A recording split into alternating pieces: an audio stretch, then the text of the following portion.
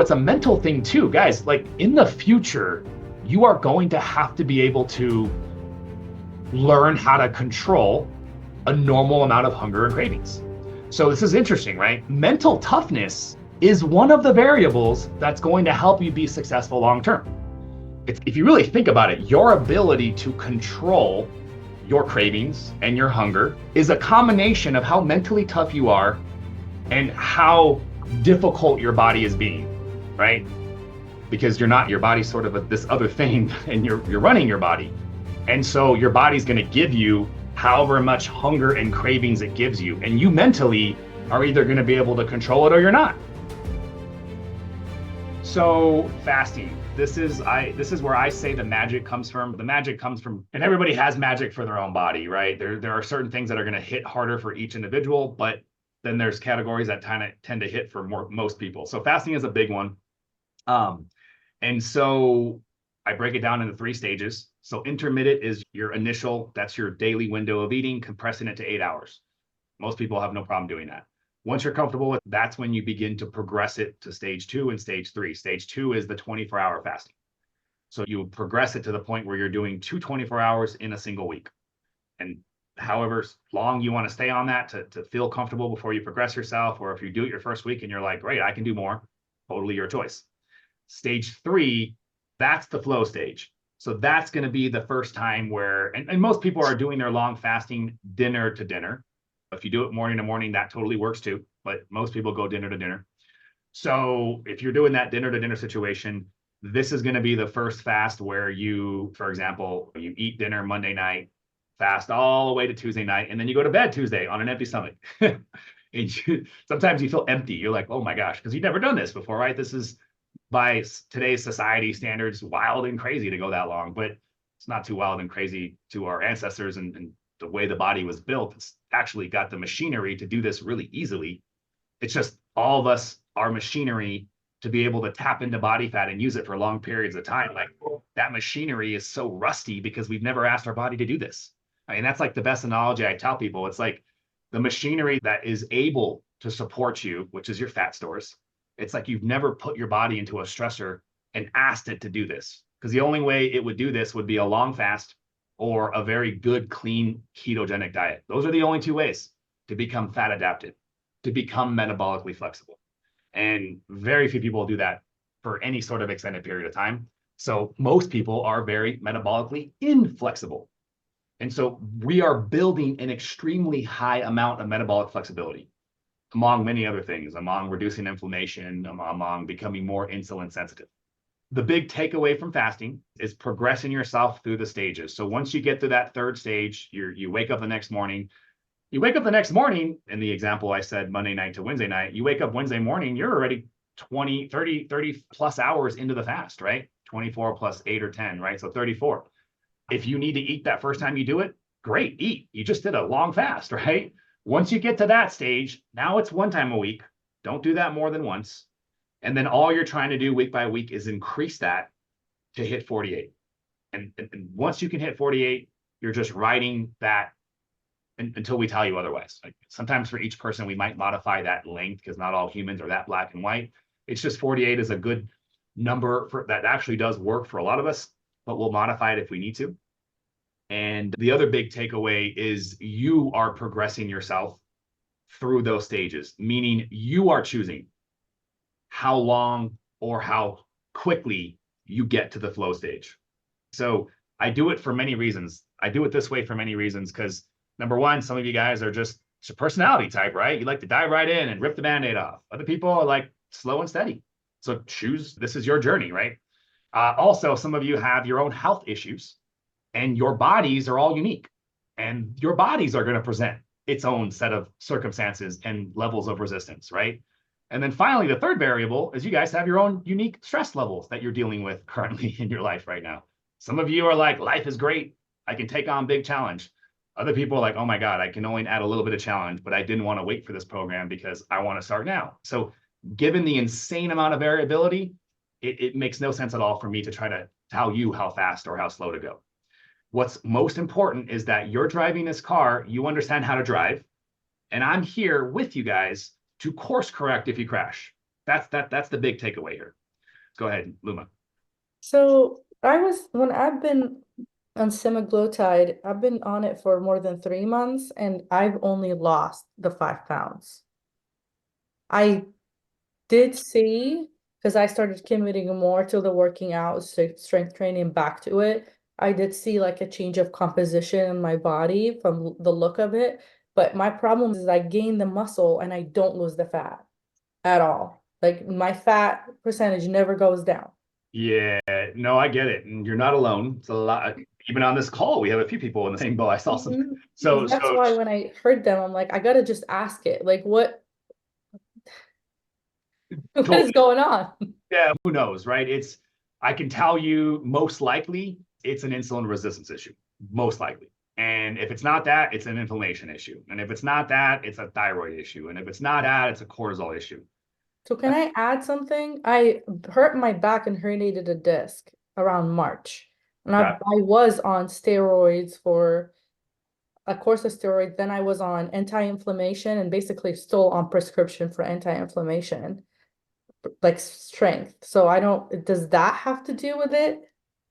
It can. Steroids, corticosteroids, non-steroidal anti-inflammatory medications are not great for the body.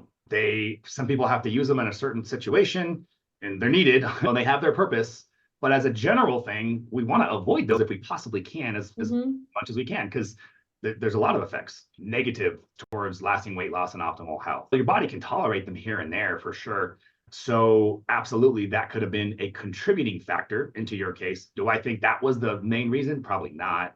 I think that was a contributor. It's compromises gut integrity, meaning your gut's not as happy, and now you're more inflamed as a result. And some people, it just devastates them. That's a for sure.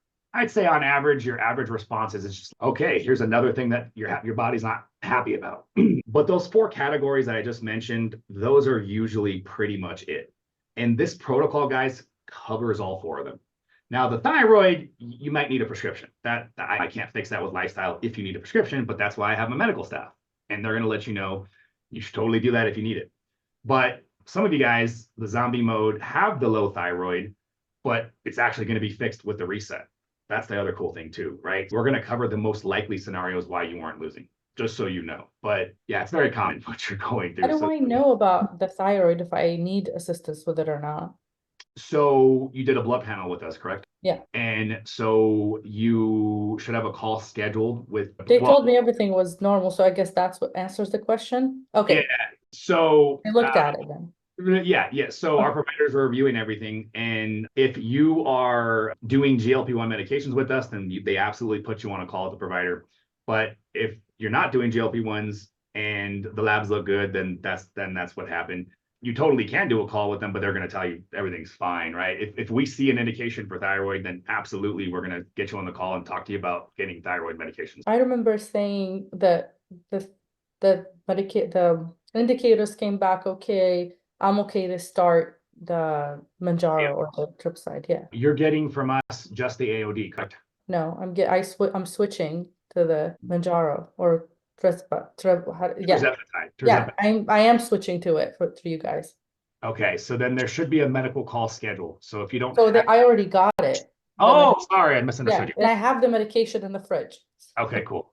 My bad. I misduplicated there. So yeah, Yeah, you're good. I just didn't want to start until our call. Yeah. Totally. So yeah, you're good. They would have told you on that call if you needed that. Okay. But the reset though, like all this stuff is all playing into it. I give you that range, and somewhere in there. Okay. So here's what I want you to do, because you don't know how much you're eating. My concern is you might be or a certain percentage already in that kind of plateau process. So and we just talked about how important it is to run this experiment and count calories for the benefits of doing that. So I want you to count your calories for the next 3 to 4 weeks. Now, during the next 2 to 3 days, as you're counting, it's going to take you however many days it takes, probably 2, maybe 3. But once you're counting your calories for a few days, you're going to be able to look at the days and go, okay, these are pretty representative of how I normally eat. As soon as you feel comfortable making that adjudication, that assessment, you let us know and you say however many calories that was. So let's say you're like, okay, great. I probably average about 1,200. Now that you have a frame of reference, let us know. And because I don't know what number you're going to tell me, I won't know if you're going to need to do a reset until we get that number. Does that make sense? Okay. So you're in this quasi to be determined whether a reset is needed. And if it is, then you're going to do the reset just like we're talking about now. So that's very important. Natalie already knows she's in a plateau. Is that right? Yes. Sorry. Right. All right. So have you already been on GLP-1s? I have not, never. Okay. So you've been using just other methods and you were losing weight and then it just stalled out on you. No, I just started out of nowhere. I think it's hormonal, but just started gaining weight. Ah, I mean, okay. I fast every week. I have been for years, and I was always able to maintain and then just started gaining. Okay. So you have this sort of lifestyle, and would you say, so it sounds like you've been doing some intermittent fasting as part of your lifestyle. Are you exercising regularly? Are you eating decent, or do you know that has a lot of room for improvement? Like, just give me quick kind of generalizations there.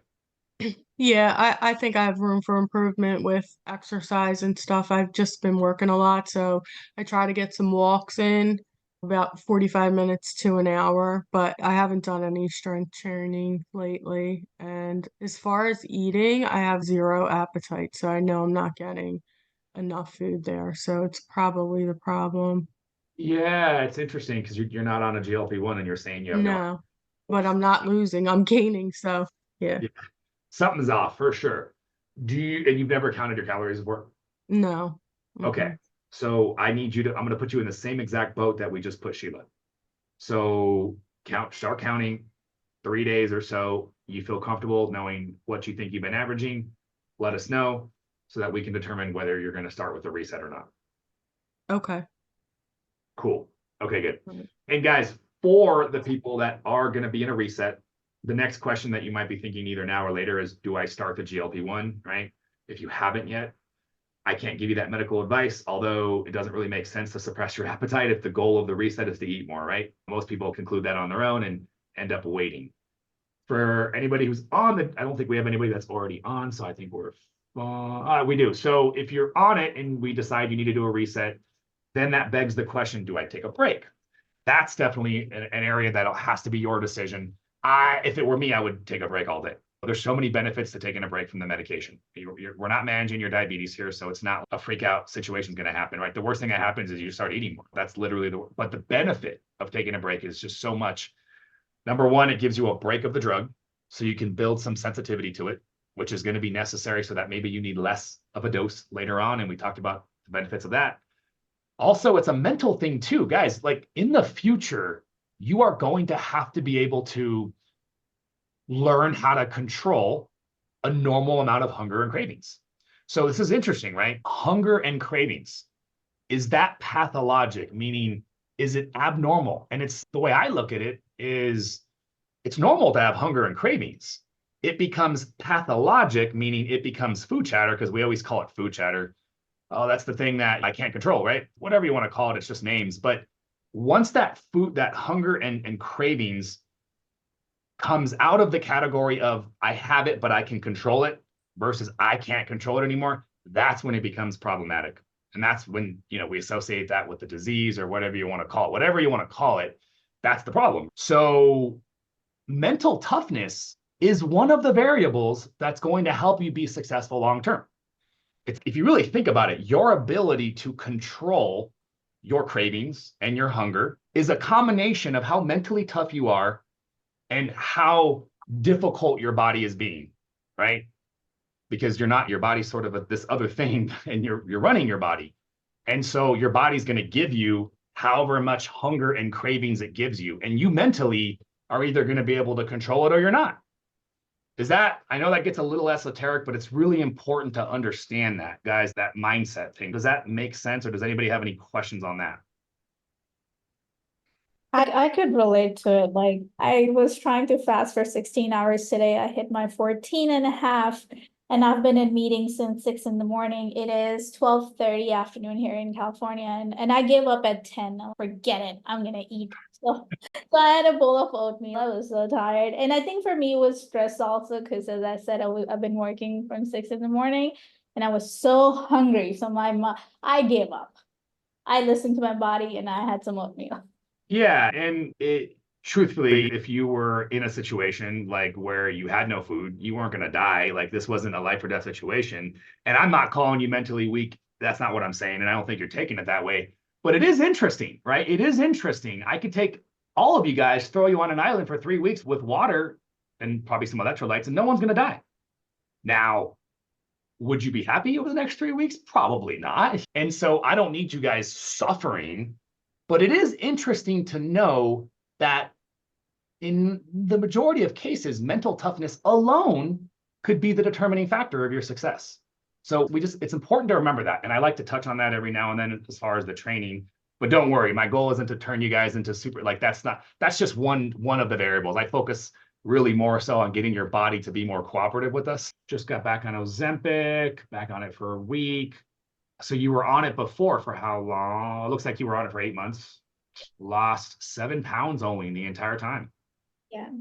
All right. Okay, cool. You think we're going to talk about thyroid here in a little bit. So we'll circle back on that. We do thyroid management as far as the program. So if you need it, absolutely get it from us if you don't already have thyroid support. But okay, great. Do you happen to know how many calories you average? No, Okay. Never counted before. I tried in the past long time ago. Yeah, I'll tell you what, knowing that you only have to do it for a couple weeks usually I get people's agreements like, okay, this is not a forever thing. So you'll definitely learn a lot by doing it for a few weeks. So same thing for you, like the last two, let's figure out a base. Let's start counting. Let us know once you figure out your average, and then we'll establish whether or not you need to be in a reset. Okay. How would I tell you my baseline? Is there a time frame I'm aiming for? And how long should you tell us by?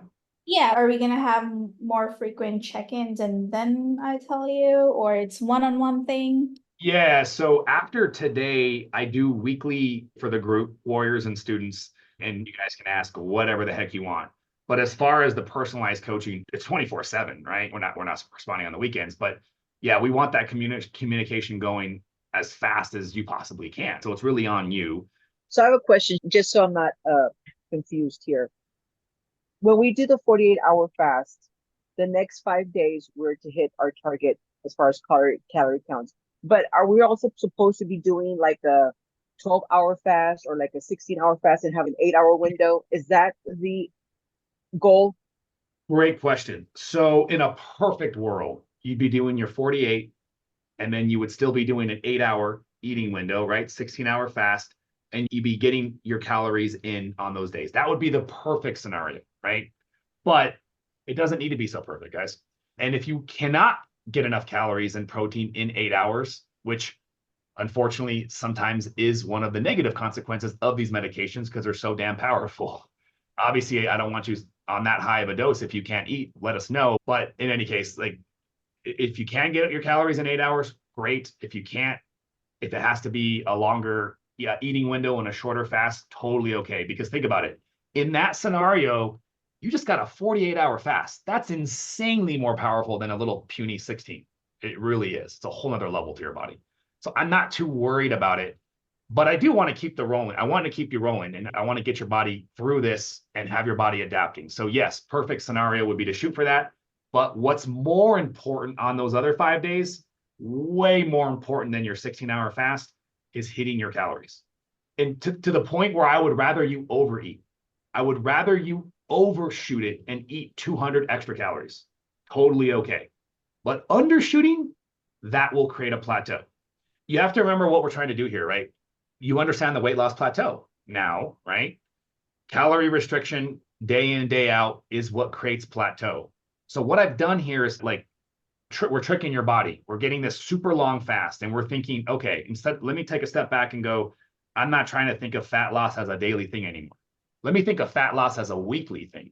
And let me compress all my week's fat loss into 2 days. And then the other 5 days, I want my body to think all is good. It was a wild 2 days there. I couldn't get any food, but I'm good now. That's what you want your body to think. 5 full days, adequate protein, adequate calories. So your body doesn't think there's any sort of concern. Remember, because it's the concern of the calorie deficit every single day that makes your body go, I need to go into starvation mode and I need to turn down the metabolism. But we're circumventing that by being very strategic with this balance between long fasting and feasting, long fasting and feasting. Does that conceptually make sense? Okay, got it. Fantastic. Okay, cool. Luma, did you have a Yeah, question? I had a question more of specific to me when it comes to lifestyle wise, being a police officer and on the street. How does the fast affect you in terms of like strength or being able to carry out my duties in terms in case I get in a struggle or anything like that? Is that gonna be Totally. do I need to do this on my days off? Because I don't know how it feels like. I already softly do the 16-8 and I feel great. I can get my workouts, I can get my physical therapy done in the mornings before I even have a meal. So great question. And this really falls into the reason why and I'm instructing you to choose this, right? Because you might respond and you just feel amazing, like a rock star. It's crazy. And it happens all the time. People are like, oh my God, my energy is through the roof. I'm thinking like that happens a lot. Then there's sometimes people are like, oh, I feel the same. Then there's sometimes I feel pretty crummy. And how crummy depends. Could be very crummy. Could totally prevent you from being an effective cop. That's an extreme example, but if it did, then you need to modify it, right? So you're asking me, do I need to avoid my work days? It depends on how your body reacts to it. Does that make sense? Okay. So we want to be as aggressive as we can to get the results, but you still got to go out there and protect and serve, right? So that's a priority too. So definitely don't put yourself in a situation where, that could potentially happen. And whatever negative things are happening as far as like tiredness, brain fog, the solution is you just eat and you feel better after 30 minutes to an hour. And then okay, 20 hours into it, that's when I really hit that ceiling. 24 hours, it won't be that consistent. It'll flow a little bit, but you'll learn your body. And so once you learn, and you can let us know that's one of the perks, right? Just ask us whenever you have questions. If you're not sure how to approach it after you learn more about your body, you tell us what's going on and then we can recommend. But in your case, I would wait to see how you do and see how it affects you. You might perform better. You might perform worse. So we have to figure that out and then make a decision based off of that. Okay. Cool. Thank you. Okay, food. So this is easy, guys. Fasting is the complicated one. This is easy. I'm not the first person to tell you we need to stop eating processed foods. Like we all know, it's like the one thing that Western medicine actually agrees with holistic medicine. No one's arguing against how bad processed foods are. We're all in agreement. I like to think of it of a 90-10 rule, as you saw. Let's go 90% clean, 10%, whatever you want. And some people have some severe autoimmune diseases and maybe they don't get that kind of luxury, but we'll cross that bridge individually with you guys if your body is giving us some resistance. So 90-10, so Paleo-Mediterranean is a good representation of this anti-processed food diet. But there's totally other foreign foods, and I'm okay with those as well, as long as they're unprocessed, right? So meats, fruits, vegetables, nuts. Obviously, we're going to talk about low carb here in a second, but legumes technically would be good too as well. So the anti-processed food diet, and for the first couple of months, we do want to go low carb, which is where that comes in, right? So fruit and legumes, we need to be much more aware and probably going to have a lot less of that for the first couple months. But I want to get you back to being able to eat those as quickly as we possibly can. Because I also think ketogenic diet, I know nobody wants to go low carb for life. That sucks. I want you guys to eat carbs too. So I only ask you to give me this 2 to 4 month period where we can make your body as insulin sensitive as we possibly can. And then we'll test the waters, right? In 2 to 4 months, you start introducing carbs again. If you keep losing weight with carbs back in your diet, fantastic. That's a huge milestone. And if you don't, then we go back for another 2 months and then keep retesting that. At some point, you'll become insulin sensitive and your body will be able to tolerate carbs better. It's just when you're insulin resistant that your body any sort of carb just goes fat mode, fat storage. That's what happens, right? Because your insulin levels are already so high. And then we talked about protein already. And then breaking the fast, it's got its own deal as you read. Just take it slow and steady for that 24-hour period after the long fast. I love breaking my fast with soup, bone broth. Doesn't have to be bone broth, although that's my favorite way to break a long fast. Throughout that 24 hours, just take it easy, small portions, working your way up. You will learn how your body responds over time. You're gonna be experiencing it, living it. Your body, it'll be pretty wonky after you do your first couple fasts. It's whoa, you've never done that. Your digestive system is like, whoa. And then second time, third time, fourth time, it actually gets better at, and it gets more accustomed to the process. So listen to your body. Diarrhea is normal during this. The goal that you want to play with yourself is limit your diarrhea, meaning don't put that stress around your body, meaning choose the right kinds of foods that your body can tolerate during that post-long fast, and you'll learn it. Easy to digest is the name of the game there. Okay, good. So there is so many supplements out there in the world, guys. I know how easy it is to get overwhelmed. So I could make an argument for so many supplements that are so helpful, but what I've done with the supplements, as you saw, is I actually broke it down to literally the bare minimum that humans need for optimal functioning, right? And that's what we call the essential. So I'm going to share my screen. So you guys see on this form, we go to supplements. Now, real quick, before I get into supplements, low dose naltrexone. Is anybody dealing with an autoimmune disease at the same time? And I'm on low dose naltrexone. Awesome. So you're very familiar with this. Yeah. Anybody else dealing with an autoimmune disease or no? I am Lyme's. Lyme's. Okay. So you absolutely should be on LVN. Huge. Yeah. So I just ordered it. fantastic. Good. Yeah. The risk to reward is just insane. It's almost side effectless, almost. And it's really powerful. So yeah, I'm glad you got on that. And Lyme sucks. And so you want as much help as you possibly can. Okay, good. So fantastic. Sounds like nobody else has any autoimmune going on. So you scroll down here, you guys can see very laid out here is the actual protocols on the supplements. I don't require you guys buy your supplements for me. Like, I'm not even interested in the supplement game, but of course, some of you guys go, hey, what do you recommend? These are high quality brands that I think are awesome. There's a direct link to purchase them if you don't already have them. And the magnesium, the vitamin D, the essential fatty acids, fish oil, and the multi, that's your core four. Every human needs those. Then we start going down the list. Electrolytes. You could make an argument that's pretty damn essential, but it really is for you guys only required technically on those long fasting days, as you see there. Don't forget those sugar-free electrolytes. Don't forget the extra salt, Celtic or Himalayan, to add 1/8 twice a day or 1/4 per day. So that's going to be 2 days when you do your 48-hour fast.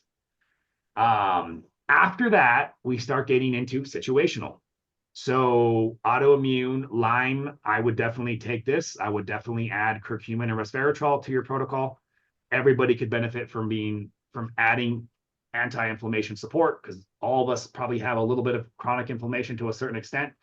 But then I always think about you guys and your costs and not overwhelming. So I'm going to go through these situationals, but understand that, yeah, they're great.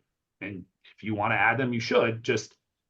That's my separation between required versus ideal. So curcumin, resveratrol, phenomenal for reducing inflammation.